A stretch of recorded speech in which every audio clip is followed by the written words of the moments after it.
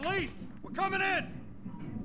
I'm a cop, you idiot! I scream loudly as I make my 278th arrest. Dead or alive, you're coming with me. I mumble as I flash my badge, letting the perp know I mean business. Then I scream, I am the law! As I slam his face into the ground and slap on some cuffs nice and tight, leaving him there fast asleep. Finally, an FPS shooter that lets me relive some of my all-time favourite cop movies on and offline. Well, kind of. Fuck you! Oh, shit, it's not a gun! Get down, cover! Jesus Christ! To put it simply, Battlefield Hardline is a rough diamond. A great concept that's executed like a SWAT team barging in on a little girl's tea party. Rather than being a parody or a love letter to every cop movie ever made, it's just an average TV show that's not going to get you to go and fire off a death pop or scream yippee-ki-yay. As I played through the 8-hour campaign's 10 episodes, it became apparent that there weren't any trench coats, no great one-liners, or anything harking back to classic films like Black Rain or Beverly Hills Cop. The bad guy is no Hans Gruber, and the good guy is certainly no John McClane. However, I enjoyed the campaign because I spent the majority of the time pretending and wishing it was something else. And I don't think that's a good thing. Protect and serve my ass, man. You play as Detective Mendoza, a good cop that ends up uncovering, wait for it, a crooked cop network, which plays out over the 10 episodes. Disappointingly, each episode doesn't actually have its own unique story. It's like a mini TV series, but with cliffhangers that actually don't leave you hanging, and twists that are seen from a mile away. Previously on Hardline. Together we can forge the new future of law enforcement. Our old captain's been busy. Car dealership. Korean mafia front. We've got a guy on the inside. His name's Boomer. It's Kang's dealership. Kang fills the cars with drugs. Dawes' guys run the trains. Let's go put this Mr. Kang out of business. That's $9.9 million worth of coke. I'm getting this out of here. Come on, fuck it! Also strikes every cliche possible. The story's executed so poorly. Never once did it suck me in or give me a reason to actually give a damn. The cast is fairly good, both Kai and Boomer are well written and stand out among the rest, but sadly everyone else falls flat in comparison. The bad guys aren't very iconic or memorable, and nothing makes you feel like pumping them full of lead, unless you pretend they killed your wife and longtime partner police dog Jerry Lee. One crazy fact is that you can play 80% of this game without actually killing anyone, as you can simply arrest them, which then provides you with new firepower. This then turns unlocked weapons into this is what you could be shot by gimmicks, while slapping your 40th pair of handcuffs on another crook just to get more points to unlock more firepower.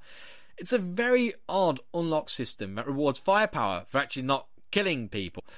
There's also numerous collectibles to find that aid you in finding evidence in your investigation, which also aid you in unlocking more firearms that you'll barely use. When you do get to shoot people, firefights are fun but short. There's even a few car chases where you do get to blow stuff up, but sadly, they don't last long either. It seems the action is over too soon as you get into it. The problem is, the story encourages you to be a good cop, because that's who Mendoza is. He does things by the book. So going in all guns blazing seems to contradict that. Perhaps Mendoza could have done with a different angle, so you don't feel like you need to arrest everyone you encounter, and just enjoy shooting them instead. Hardline's campaign is good in a way that it tries to be interesting like its predecessors, but I felt Visceral went the wrong way in going about it. Perhaps if they used film for inspiration rather than TV, it might have actually gone somewhere with this game. I found the opening pretty good, but it just spirals down from there. Nothing disappointed me more than this campaign's conclusion, which is also inexplicably weak. You find yourself fighting your way into Iron Man's condo. Well, that's what I pretended I was doing. After you inevitably killed or arrested everyone, you then watch a cutscene and hear boring exposition, leaving you with a feeling that your time has been ultimately wasted. Heck, I'd even taken a quick time event over that. There's no epic showdown that lets you live out an iconic moment from like Point Break or Die Hard. It's all just very anticlimactic. Perhaps they could have just called in Phil Lord and Christopher Miller to spice things up a bit, because Lord knows this game's ending needed it. The visuals and sound are good but not brilliant, as it tries to stay at 60 frames per second, sporting 900p on PS4 and 720p on Xbox One and God knows what on PC. It does make you wonder if Hardline is being optimised for the hardware. Visually, it's in no way a leap or even a skip compared to Battlefield 4. The sound design is at a high standard that all Battlefield games are renowned for. When Hardline's beta was first launched, many compared it to a mod, and there wasn't enough to warrant its inevitable £50 price tag. The final product only does enough to set itself apart from previous titles, but not by much. Campaign-wise, it's certainly an improvement in terms of its storytelling, but visually, it lacks the Michael Bay explodum factor that might be a plus or minus for some. Without the pretty explosions to wow your eyes, there's very little that will get your jaw dropping while playing through the game's 10 episodes. It's not ugly, but it's not stunning either. Online is where things get better. As with all Battlefield games, PvP has been a blast. But now it's the first time where there aren't any tanks, jets, bombers or high-tech military gear. It's good old cops v robbers, with slightly more refined gameplay. Hardline is slightly more fast-paced than Battlefield 4, the maps are smaller, and you'll find yourself in more close encounter shootouts rather than sniper battles.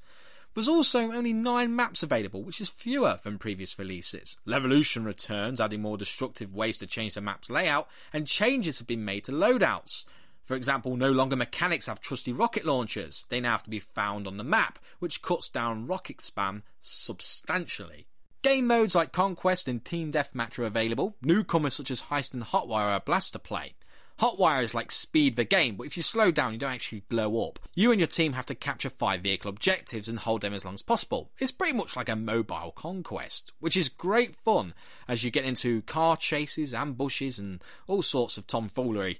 There's also 5 versus 5 playlists where each player has 1 life and must escort another player to an objective or save hostages.